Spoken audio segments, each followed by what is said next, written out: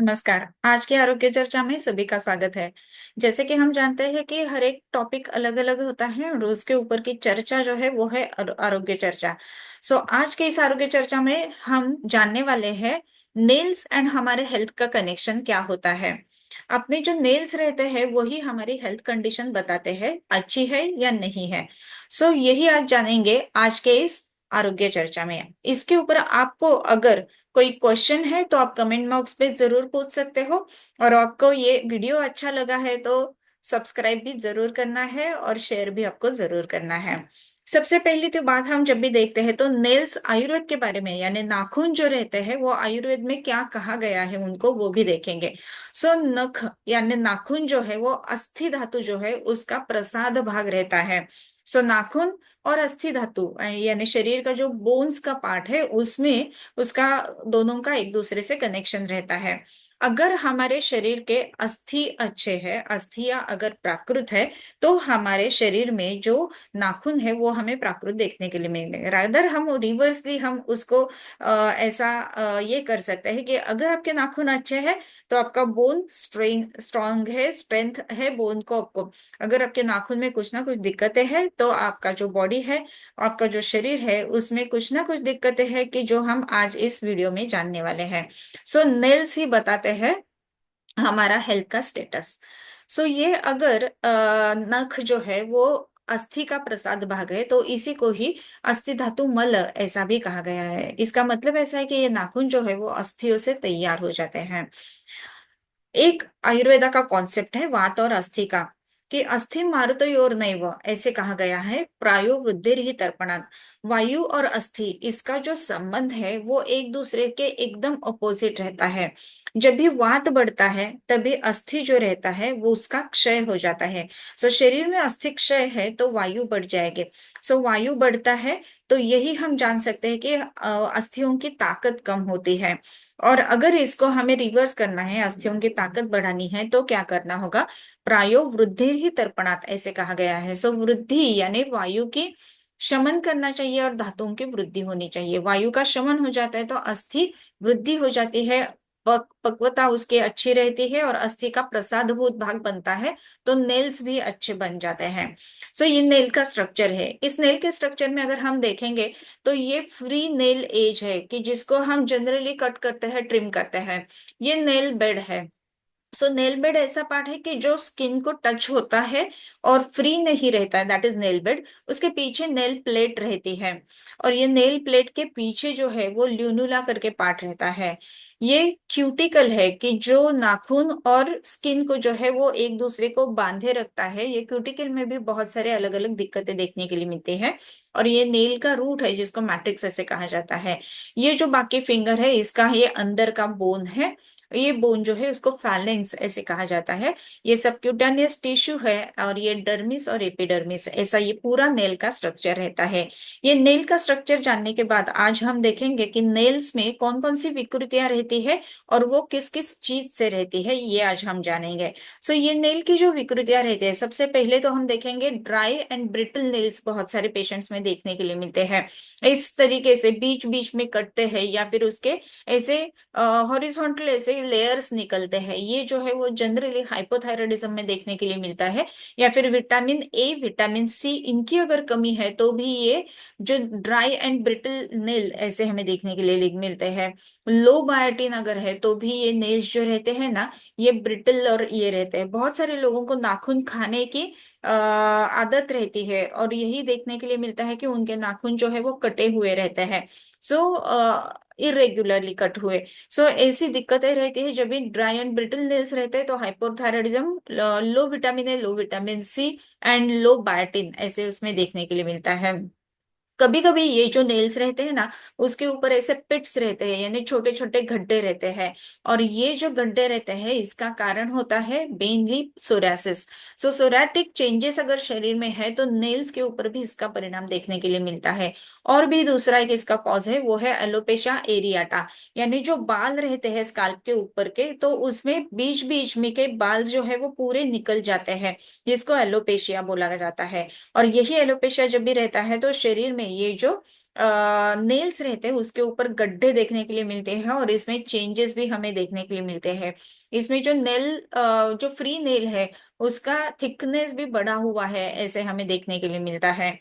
और भी उसमें कुछ दिक्कतें रहती है नेल्स में, जैसे कि रिजेस होना, उसके ऊपर रेशाएं होना। अगर ये आड़ी है, रेशाएं हॉरिजॉन्टल रिजेस है, तो जनरली ये विटामिन जो डेफिशिएंसी हमने देखी, वैसे ही जिंक डेफिशिएंसी रहती है। डायबिटीज के कारण भी ऐसे रिजेस देखने के लिए मिलते हैं, और कुछ किडनी के जो कंडीशंस रहते हैं उसमें ऐसे आड़े रेखाएं देखने के लिए मिलते हैं। कभी कभी ये जो रीजेस रहती है ये वर्टिकल रीजेस भी रहती है। ये वर्टिकल रीजेस जब भी रहते हैं ये generally anaemia and iron deficiency anaemia specifically ऐसे देखने के लिए मिलता है। सो जब भी कोई भी आप डॉक्टर के पास जाते हो, तो जैसे वो आंखें चेक करता है, बीपी चेक करता है, पल्स चेक करता है, वैसे भी नाखून भी चेक करता है। सो आपके नाखून कैसे होते हैं उसके अनुसार उसको पता चलता है कि आपके शरीर में एनीमिक कंडीशन है या नहीं है, और उसी के अलावा विटामिन कम है या नहीं है, या प्राकृत है, ये देखने के लिए मिलता है। इसके लिए हर एक आयुर्वेदिक प्रैक्टिशनर जो है वो भी नाखून जरूर ही जरूर चेक करता है। इसके अलावा इसमें और भी कुछ दिक्कतें देखने के लिए मिलती है, जैसे कि येलो नेल्स रहते हैं। ये नेल्स का कलर ही चेंज हो जाता है, और ये नेल्स जो है वो डेड नेल्स जैसे देखने के लिए मिलते हैं। सो इसमें जनरली सोरासिस के जैसे कंडीशंस रहते हैं, जो कि मेन स्किन इन्फेक्शन रहता है। इसमें फंगल इन्फेक्शंस रहते हैं, या फिर डायबिटीज, इसके कारण ये येलो नेल्स होते हैं। सो आपके नेल्स में कोई भी एक नेल भी अगर येलो हो रहा है, तो इसका मतलब ऐसा है कि आप डायबिटीज के ओर जा रहे हो, या फिर स्किन डिसीजेस के तरफ जा रहे हो। ये आपको जरूर देखना है। सो अगर नेल्स में कुछ चेंजेस पता चलते हैं आपको, तो जरूर ही जरूर नजदीकी आयुर्वेदिक डॉक्टर जो है उनसे आपको मिलना चाहिए। सो नेल्स को इग्नोर नहीं करना चाहिए। नेल्स पेन ज्यादा नहीं करते हैं कभी, जो क्यूटिकल है वो पेन करता है, नेल्स पेन नहीं करते, इसके लिए उसकी तरफ ध्यान नहीं दिया जाता है, लेकिन ये ध्यान देना बहुत ज्यादा जरूरी है। सो उसके अलावा अगर हम देखेंगे तो और भी कुछ इसमें दिक्कतें रहती है, जैसे कि ब्लैक स्ट्रीक इन नेल्स ऐसे देखने के लिए मिलता है। ये नेल जो है इधर आप देखेंगे तो एक ब्लैकिश लाइन यानी बैंड आपको दिख रहा है। ये जो बैंड रहता है ना, इसमें जनरली ट्रॉमा के कारण ये रहता है। अगर गाड़ी की डिक्की बंद करते समय गाड़ी के बीच में अगर ये फंस गया, फिर डोर लॉक करते समय डोर के बीच में अगर नेल फंस गया, तो उधर ये नेल का ये ब्लैकिश बैंड हो जाता है। ये क्यों होता है? तो नीचे की जो ब्लड वेसल्स रहती है वो ब्लड वेसल जो है वो ब्रेक हो जाती है, और उसी के कारण ये जो ब्लीडिंग है वो हमें ब्लैकिश डिस्कलरेशन के नजरिए से देखने के लिए मिलता है। सो ये किसका कारण है? और भी एक इसका कारण रहता है कि जिसमें एंडोकार्डाइटिस यानी कार्डियक के कंडीशन है, जिसमें एंडोकार्डियम जो है उसका इन्फेक्शन रहता है। ऐसे कंडीशंस में भी ये ब्लैक बैंड्स नेल पर देखने के लिए मिलते हैं। अगर ऐसी कंडीशन है और आपका नेल किधर भी बीच में अटका हुआ नहीं है, या फिर बीच में ब्रोकन हुआ नहीं है, उसको ट्रॉमा नहीं हुआ है, तो जल्दी से जल्दी नजदीकी आयुर्वेदिक डॉक्टर या कोई भी आपके प्रैक्टिशनर हेल्थ वर्कर जो है उनको दिखाना जरूरी रहता है। इसके अलावा जो बहुत कॉमनली देखा जाता है वो है white spots on the nail. ये बहुत सारे पेशेंट्स, छोटे बच्चों में भी पाया जाता है कि बीच बीच में नेल्स के बीच बीच में ऐसे छोटे छोटे छोटे व्हाइट स्पॉट्स रहते हैं। ये जनरली क्यों रहते हैं? जिंक डेफिशिएंसी के कारण, कैल्शियम डेफिशिएंसी के कारण, विटामिन डी डेफिशिएंसी के कारण, और कभी कभी ट्रॉमा होने के कारण भी ये स्पॉट्स देखने के लिए मिलते हैं। जैसे कि जिंक, कैल्शियम, विटामिन डी ये कम रहता है, तो उसके लिए सन एक्सपोजर करना ये बात जरूरी है। और पहले की जैसे हमने बताया कि आयुर्वेद के नजरिए से अगर हम देखेंगे तो नख जो है ये हमारे बोन्स के कारण, यानी बोन्स के धातु उपधातु के स्वरूप में ये बनते हैं। सो बोन्स अगर विकृत हो रहे हैं, बोन्स में अगर उसकी स्ट्रेंथ कम हो रही है, ऑस्टियोपेनिया है, ऑस्टियोपोरोटिक चेंजेस है, अस्थि क्षय है, ऐसे जो कंडीशंस रहते हैं उसमें नेल्स में भी चेंजेस देखने के लिए मिलते हैं, और ये जनरली व्हाइट स्पॉट्स के स्वरूप में देखने के लिए मिलते हैं। अगर ऐसी बात है तो ये बोन का स्ट्रेंथ कम हो रहा है, ये भी जानना चाहिए, और इसी के लिए नजदीकी आयुर्वेदिक डॉक्टर से जरूर मिलना चाहिए। उसके बाद में और भी एक कंडीशन रहता है, जैसे कि क्लबिंग ऑफ द नेल्स ऐसा है। सो फिंगर जो है वो क्या बोलता है कि स्लेंडर रहते हैं, और उसका जो एरिया है नेल का एरिया है वो एकदम स्वोलन अप जैसे देखने के लिए मिलता है। जैसे कि हम इधर देखते हैं कि ये पूरा फिंगर है और ये नेल जो है वो एकदम राउंडेड एंड स्वोलन अप हुए हैं। ये राउंडेड और स्वोलन अप जब भी नेल्स होते हैं तो ये जनरली क्या इंडिकेट करते हैं कि शरीर में ऑक्सीजन ऑक्सीजन का सप्लाई अच्छी तरह से नहीं हो रहा है। ब्लड का ऑक्सीजन कैरिंग कैपेसिटी कम हो रहा है। ये क्यों रहता है? सो इसमें बहुत बड़ा लिस्ट है, जैसे कि लंग डिसीजेस है, हार्ट के प्रॉब्लम्स रहते हैं, लिवर सिरोसिस के कारण भी ऐसा क्लबिंग देखने के लिए मिलता है, गैस्ट्रोइंटेस्टिनल कुछ प्रॉब्लम्स रहते हैं उसके कारण ये देखने के लिए मिलता है, सिस्टिक फाइब्रोसिस है, कंजेनाइटल साइनोटिक हार्ट डिसीज है। ये जो है इन सब के कारण ये जनरली क्लबिंग देखने के लिए मिलता है। अगर नेल्स सोलमनप हो रहे हैं, वो राउंडेड हो रहे हैं, तो इसका मतलब ऐसा है कि ये क्लबिंग ऑफ नेल्स है और इसको जरूर ही जरूर जल्दी से जल्दी कोई भी जो नजदीकी हेल्थ वर्कर है, आयुर्वेदिक प्रैक्टिशनर, उनको दिखाना चाहिए। ये इसका कारण कभी कभी फैमिलियल भी कहा जाता है या फिर कभी कभी इडियोपैथिक भी है। ये जनरली डेवलप होते हैं ना, तो ये 1 2 3 4 दिन में नहीं होते हैं। So it takes a long time to develop this clubbing. So ये अगर क्लबिंग हो रहा है, आप देख रहे हो, तो liver diseases, cardiac diseases, lung diseases, इसके एंगल से ये देखा जाता है। और यही इंपॉर्टेंट बात है कि अगर ऐसा क्लबिंग देखने के लिए मिलता है तो जल्दी से जल्दी नजदीकी प्रैक्टिशनर जो है उनसे जरूर मिलना चाहिए। उसके अलावा अगर आप और भी एक इसमें इम्पोर्टेंट चेंज देखने के लिए मिलता है, जैसे कि शेप में चेंजेस आ जाता है, स्पून शेप नेल्स ऐसे कहा जाता है। जैसे कि कोई भी स्पून हम जब भी खाते हैं तो बीच में इसका खड्डा रहता है, गड्ढा रहता है। सो इस तरीके से ये स्पूनिंग इसमें हो जाता है। ये अगर स्पूनिंग है तो इसी को मेडिकल टर्मिनोलॉजी में कोइलोनेकिया ऐसा कहा जाता है। ये कोइलोनेकिया जब भी रहता है तो ये कॉज इसके क्या क्या रहता है? So basically iron deficiency anaemia है तो स्पून शेप नेल्स पाए जाते हैं, विटामिन B12 डेफिशिएंसी है तो ये स्पून शेप नेल्स पाए जाते हैं, या फिर लीवर प्रॉब्लम है और होमोक्रोमेटोसिस है, अगर इसमें भी ये स्पून शेप नेल्स पाए जाते हैं। अगर ये नेल्स में स्पून शेप्स देखने के लिए मिल रहे हैं तो ये सब जो जांच है कि आपका हीमोग्लोबिन कितना है, B12 कितना है, लीवर का फंक्शन ठीक है ना, ये सब डॉक्टर्स लिख के देते हैं। सो ऐसा नहीं है कि अननेसेसरी टेस्ट करवाए जाते हैं। सो ये नेल्स देख के पता चलता है कि ये बातें होने की संभावना है, तो ये सब टेस्ट जो है वो करवाए जाते हैं। सो इसके अलावा जो हेल्दी नेल क्या है वो भी आप हमें पूछेंगे। सो हेल्दी नेल कैसे दिखता है? तो वो स्मूथ रहता है, सॉफ्ट रहता है और इसमें कोई भी दिक्कत नहीं रहती है, पेन नहीं रहते है, नेल का जो क्यूटिकल है वो भी निकलता नहीं है।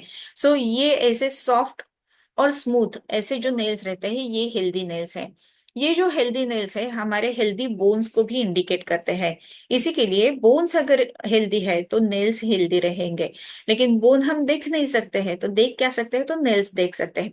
इसके लिए एग्जामिनेशन करते समय नेल्स जरूर देखे जाते हैं, और नेल्स अगर प्राकृत है, स्मूथ है, रफ नहीं है और उसको चमकीली एक उसमें नजाकत है, तो ऐसी अगर बात है ये, तो ये नेल्स जो है वो हेल्दी होते हैं, जो आपका हेल्दी बोन भी इंडिकेट करते हैं। सो ये बहुत इंपॉर्टेंट बात है कि ये नेल्स आपके कैसे है उसके अनुसार आपकी इंटरनल हेल्थ भी डिपेंडेंट करती है।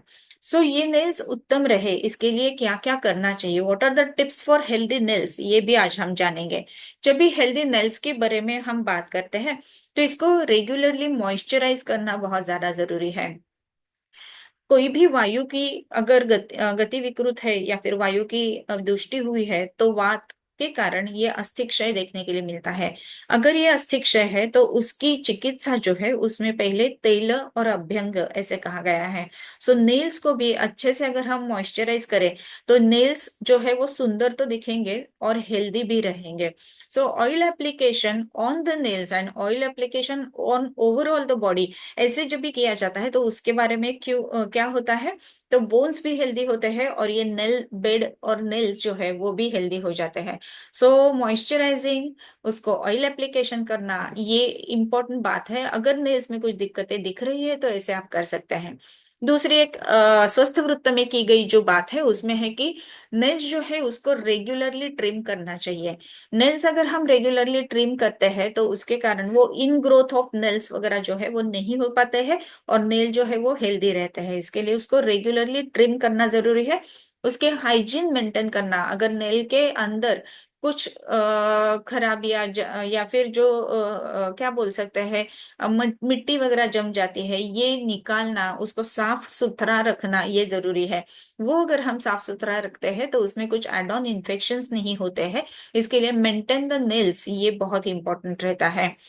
इसके अलावा एक और भी महत्वपूर्ण बात है कि ऊपर से जो दिखता है, अच्छा दिखता है, वो हेल्दी होता है ऐसा नहीं। तो हेल्थ जो है वो अंदर से होती है, राइट। सो हेल्थ अगर अंदर से बनती है तो इसमें एक महत्वपूर्ण बात है कि आपका डाइट जो है वो बैलेंस्ड होना चाहिए। नित्यम षड रसाभ्यासः बलवर्णकराणाम श्रेष्ठ, ऐसे करा गया है। सो 6 रस वाला आहार, रसहा स्वादु, अम्ल, लवण, तिक्त, उष्ण और कषाय, ये सब रस जो है वो हमारे खाने में होने चाहिए। ये बात बहुत ही इंपॉर्टेंट है। इसके अलावा और भी एक महत्वपूर्ण बात है कि विटामिन B7, जिसको बायोटिन कहा जाता है, हमारे खाने में अगर बहुत अच्छी मात्रा में है तो उसके कारण ये नेल्स बहुत अच्छे बन जाते हैं। सो ये B7 हमें कौन कौन से फूड से मिलता है? सो जैसे कि आलमंड्स है, नट है, सीड्स है, स्पिनाच है, या फिर स्वीट पोटैटोस है, मिल्क है, इससे हमें ये B7 मिलता है। और ये जो B7 रहता है ये हमारे नेल्स को ही नहीं तो हमारे हेयर को भी अच्छे रखते हैं। सो नेल्स के साथ बहुत बार ऐसा देखा जाता है कि हेयर भी ब्रिटल होते हैं। इसका मतलब ऐसा है कि शरीर में B7 की कमतरता है। ये बायोटिन बढ़ाने के लिए या फिर बायोटिन रिच फूड लेने के लिए आपको इन सब चीजों का ध्यान रखना जरूरी है। षड्रसात्मक आहार लेना चाहिए। जो ऑयल सीड्स बोलते हैं वो खाने के बाद 1 चम्मच लेनी चाहिए।